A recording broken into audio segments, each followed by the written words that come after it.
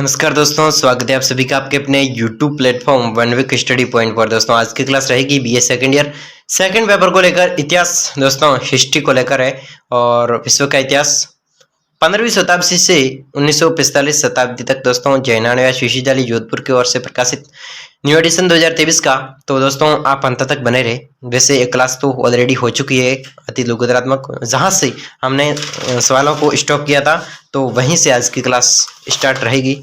तो 47-46 सवालों तक हमने पिछली क्लास में वैसे हो गया हमारा विश्लेषण। तो अब 47 सवाल से आज की क्लास रहेगी। तो दोस्तों आप अगर चैनल पर पहली बार हैं तो वीडियो के अंत तक बने रहिए। और अगर आपने वो वीडियो नहीं देखा है जो पहले पार्ट फर्स्ट बन चुका है इकोनो वैसे इस सेकंड पेपर का, इतिहास सेकंड पेपर का, तो वो वीडियो आप जरूर देखें और वहां से आपको जरूर सवाल देखने को मिलेंगे। दोस्तों आप जरूर वो वीडियो अटेंड कर लेवे। तो 47वां सवाल है, 1898 ईस्वी का फसोदा कांड क्या था। दोस्तों 1898 ईस्वी का जो फसोदा कांड था तो वो क्या था। इस पर एग्जाम में सवाल बनता है कि अंग्रेजों के अधिकृत प्रदेश में, उत्तर दक्षिण में तथा फ्रांस वालों के अधिकृत क्षेत्र में पूर्वी पश्चिमी के फसोदे स्थित था। इंग्लैंड और फ्रांस दोनों ही उसको अधिकृत करना चाहते थे। 1898 अंग्रेजी सेनापति किचनर फसोदा की तरफ बढ़ा, दूसरी तरफ फ्रांसीसी सेनापति मार्स भी पहुंच गया। इससे दोनों देशों के मध्य युद्ध की संभावना बढ़ गई। अंत में फ्रांस ने अपनी सेना को वापस बुला लिया और अंग्रेजों से समझौता कर लिया। इस प्रकार सूडान में ब्रिटिश शासन की स्थापना हो गई। 48वां सवाल है, 1878-79 ईस्वी में द्विगुट संधि किन किन देशों में हुई थी। दोस्तों द्विगुट संधि किन किन देशों के मध्य हुई थी। 1878-79 में बिस्मार्क ने जर्मनी और ऑस्ट्रेलिया के बीच में ये द्विगुट की संधि, जर्मनी और ऑस्ट्रेलिया के बीच में ये द्विगुट की संधि हुई थी। तो दोस्तों 49वां सवाल है कि राष्ट्रपति विल्सन के 1918 में 16 सूत्रीय कार्यक्रम में से कोई 2 सूत्र लिखिए। दोस्तों जो 1818 में राष्ट्रपति विल्सन ने जो 14 सूत्रीय कार्यक्रम किए, उनमें से कोई 2 कार्यक्रम लिखना है कि भविष्य में शांति संधियों को प्रकट रूप से किए जाने और गुप्त कूटनीति का सहारा नहीं लिया जाए। ये पहला तो कि भविष्य में शांति संधियां प्रकट रूप से की जाए, जो भविष्य में आने वाले भविष्य में जो शांति संधियों को प्रकट रूप से किया जाए और साथ ही गुप्त कूटनीति का सहारा भी नहीं लिया जाए। दूसरा, शांति तथा युद्ध दोनों स्थितियों में समुद्र सबके लिए स्वतंत्र है। दोस्तों युद्ध और शांत और युद्ध दोनों स्थितियों में समुद्र सबके लिए स्वतंत्र रहे और वे सब देशों के लिए खुले रहे। तो 50वां सवाल है कि संयुक्त राष्ट्र संघ की सुरक्षा परिषद के कोई 2 महत्वपूर्ण कार्य। संयुक्त राष्ट्र संघ की सुरक्षा परिषद के कोई 2 महत्वपूर्ण कार्य बताइए। ये भी सवाल इंपॉर्टेंट बनता है कि अंतर्राष्ट्रीय शांति और सुरक्षा बनाए रखना, अंतर्राष्ट्रीय शांति और सुरक्षा बनाए रखना, ये संयुक्त राष्ट्र संघ की सुरक्षा परिषद के कोई महत्वपूर्ण कार्य बताना है कि अंतर्राष्ट्रीय कोई संघ है तो उसकी सुरक्षा किस प्रकार होगी, वो महत्वपूर्ण कार्य क्या है। तो अंतर्राष्ट्रीय शांति और सुरक्षा बनाए रखना, ठीक है, अंतर्राष्ट्रीय देश लेवल पर, अंतर्राष्ट्रीय सीमा पर जो अंतर्राष्ट्रीय लेवल पर जो शांति और सुरक्षा बनाना, और विवादों का शांतिपूर्ण निपटारा, विवाद कोई भी चल रहा है तो उसका शांतिपूर्ण निपटारा भी एक संयुक्त राष्ट्र संघ का कार्य है। आगे वाणिज्यवाद के किन्हीं 2 प्रभावों का उल्लेख कीजिए। वाणिज्यवाद के किन्हीं 2 प्रभावों का उल्लेख करना है कि वाणिज्यवाद के परिणाम स्वरूप शक्तिशाली राज्यों की स्थापना, औपनिवेशिक व्यवस्था का उदय। औपनिवेशिक जैसे कि ये क्या है कि वाणिज्यवाद का परिणाम स्वरूप, जो वाणिज्यवाद के जो 2 प्रभावों का उल्लेख करना है, तो वाणिज्यवाद के परिणाम स्वरूप अगर वाणिज्यवाद हो गया तो उसके परिणाम स्वरूप जो शक्तिशाली राज्य की स्थापना होगी, साथ ही साथ औपनिवेशिक व्यवस्था का भी उदय होगा, ठीक है। और 52वां सवाल है कि वाणिज्यवाद का अर्थ बताइए। वाणिज्यवाद का अर्थ बताइए दोस्तों, तो इसका होगा व्यापार और उद्योग को नियमित तरीके से व्यापार और उद्योग को नियमित करके, व्यापार और उद्योग दोनों को नियमित करके सोना और चांदी प्राप्त करने की नीति ही वाणिज्यवाद कहलाती है और इसे वाणिज्यवाद और व्यापारवाद भी कहा जाता है। 53वां सवाल है कि प्रतिनिधित्व के बिना कर नहीं, प्रतिनिधित्व के बिना कर नहीं, तो यह नारा किस क्रांति से संबंधित था? तो प्रतिनिधि के बिना कर नहीं, यह नारा अमेरिका क्रांति से संबंधित था।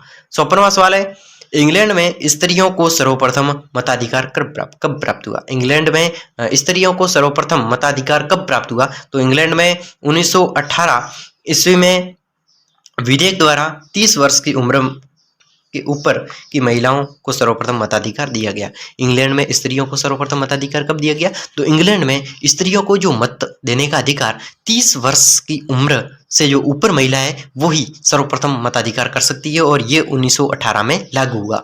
ठीक है, और चलिए 55वें सवाल की ओर कि वायसराय की संधि द्वारा जर्मनी के किन दो प्रदेशों में फ्रांस को हस्तांतरित किया गया? वायसराय की संधि द्वारा जर्मनी के किन देशों को फ्रांस को हस्तांतरित कर दिया गया? तो वायसराय की संधि द्वारा जर्मनी के अल्सास और लॉरेन के प्रदेश फ्रांस को लौटा दिए गए। दोस्तों, जो वायसराय की संधि के द्वारा जो जर्मनी के किन दो प्रदेशों को फ्रांस को हस्तांतरित नहीं दे दिया गया, जर्मनी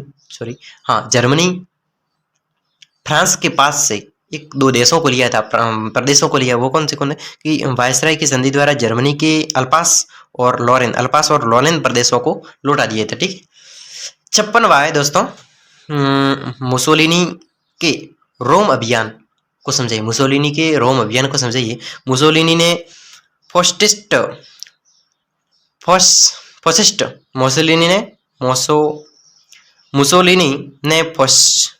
दल के सम्मेलन की घोषणा की। इस मोसोलिन के रोम अभियान को समझाना दोस्तों। जो मोसोलिन ने रोम अभियान किया था, तो इस अभियान के बारे में लिखना है कि मोसोलिन ने फासिस्ट दल के सम्मेलन की घोषणा की और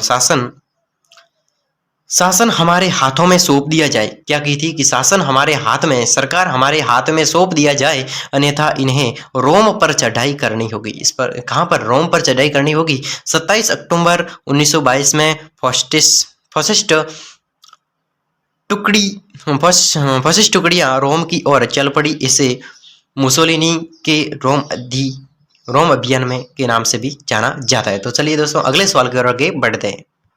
दोस्तों 57वां सवाल है कि बिस्मार्क की रक्त एवं लौह की नीति क्या थी? बिस्मार्क की जो रक्त एवं लौह की नीति थी तो वो क्या थी? सैनिक शक्ति द्वारा जर्मनी का एकीकरण करना। सैनिक शक्ति के द्वारा जर्मनी का एकीकरण करना बिस्मार्क की रक्त लौह की नीति थी। इस नीति का अनुकरण बिस्मार्क ने बिस्मार्क ने 3 लड़ाई कितनी?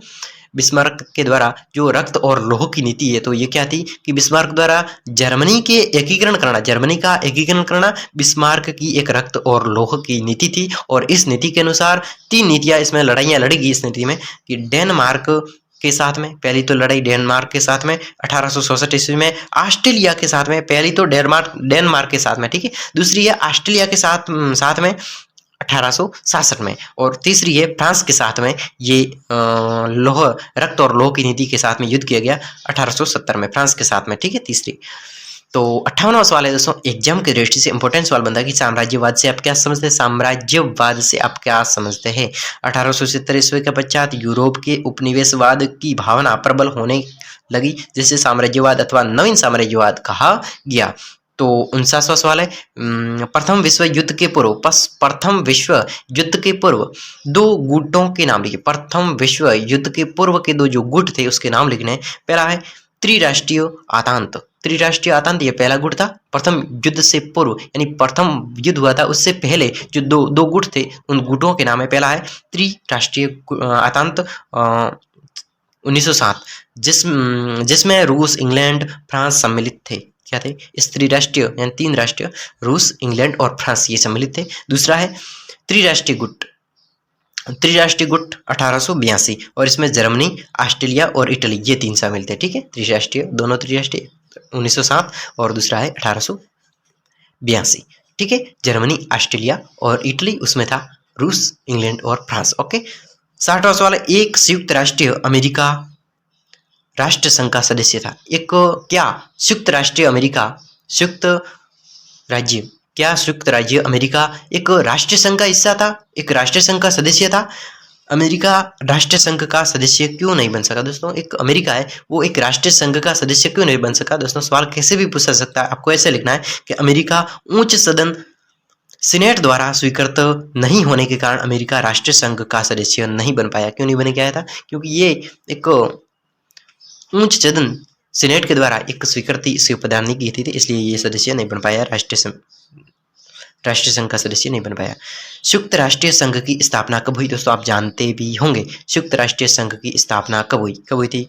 24 अक्टूबर 1945 को संयुक्त राष्ट्रीय संघ की स्थापना 24 अक्टूबर 1945 को। तो ठीक है, 62वां सवाल है कि हिटलर द्वारा लिखित पुस्तकों के नाम। दोस्तों बार बार आ चुका है, हिटलर के द्वारा कौन सी पुस्तक? मीन कैंप की रचना हिटलर ने किसकी? मीन कैंप की रचना किसके द्वारा? हिटलर ने की थी। चलिए आगे बढ़ते हैं 63वें सवाल की ओर। 63वां सवाल है कि 95 थीसिस से क्या तात्पर्य? 95 थीसिस से क्या तात्पर्य है? मार्टिन लूथर ने 31 अक्टूबर 1517 में विटनबर्ग गिरजाघर के द्वार पर क्षमा पत्रों के विरोध में 95 नियमन लेकर लगा दिए और इसे 95 थीसिस कहा जाता है। तो चलिए दोस्तों आगे बढ़ते हैं 64वें सवाल के रूसो की किन्हीं दो कृतियों के, रूसो के द्वारा कोई दो कृतियां लिखी गई। रूसो ने कौन कौन सी कृतियां लिखी उसके नाम? तो सामाजिक संविदा पहली कृति रूसो के द्वारा, सामाजिक संविदा, और दूसरी ये एमिल। ठीक है। और 65वां सवाल है कि यूरोप की संयुक्त राष्ट्रीय व्यवस्था का मुख्य उद्देश्य, यूरोप की जो संयुक्त राष्ट्रीय व्यवस्था थी तो उसका मुख्य उद्देश्य क्या था? एग्जाम की दृष्टि से इंपॉर्टेंट सवाल बनता है कि वियना कांग्रेस के निर्णयों को स्थायित्व प्रदान करने के लिए मेटरनिख ने यूरोप संयुक्त व्यवस्था की स्थापना की। 67वां सवाल है दोस्तों, एग्जाम की दृष्टि से इंपॉर्टेंट भी बनता है कि बोल्शेविक क्रांति के किन्हीं दो कारणों का उल्लेख कीजिए। बोल्शेविक क्रांति के किन्हीं दो कारण। दोस्तों एक तो पहला कारण है अस्थायी सरकारों के आपसी मतभेद। अस्थायी सरकारों यानी कि फिक्स नहीं, अस्थायी दो सरकारों के आपसी मतभेद, ये पहला कारण था। और दूसरा कारण था मजदूर एवं कृषक जो वर्ग है उसमें असंतोष, मजदूर और कृषक के बीच में जो असंतोष है, तो ये भी बेल्शेविक क्रांति का कारण था। तो दोस्तों अब मिलते हैं अगली क्लास में आपकी पूरी सीरीज का विश्लेषण के साथ में। तो दोस्तों तब तक के लिए अनुमति दीजिए, धन्यवाद, बाय बाय।